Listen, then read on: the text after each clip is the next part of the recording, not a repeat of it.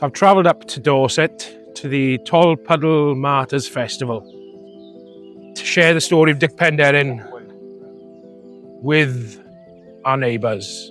The Tolpuddle Martyrs were 6 innocent men in 1834 who were taken away from their families and transported to the other side of the world, standing up for workers' rights. Sounds familiar?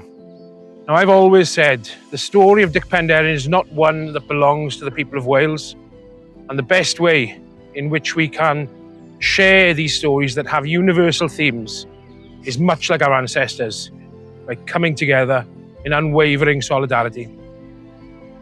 So I was really interested to hear about the story about Dic Penderyn and Merthyr Rising. I've got ancestors who lived in that part of the world, and I think there's these universal themes of how people have stood up to authority. And also I really like the fact that they're uncovering stories which, you know, we're really aware of Tolpuddle Martyrs, but there's other stories out there, and it's really good to have people sharing them with us, because we need to know about these things, that they're not forgotten.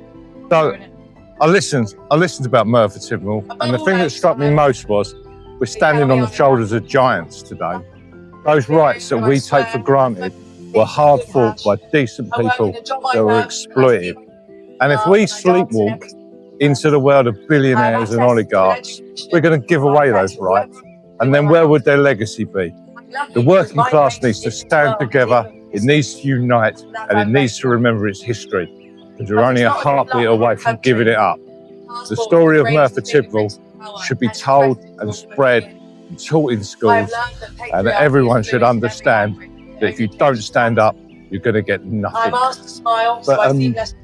Yeah, so no, I'd not heard the story of Dic Penderyn before. I'm really interested to find out more about it, because it's just yet another example. I remember hearing Tony Benn speaking years ago about the first time the red flag was raised being in the UK, and I didn't know that that's when it was. So that was amazing to learn that.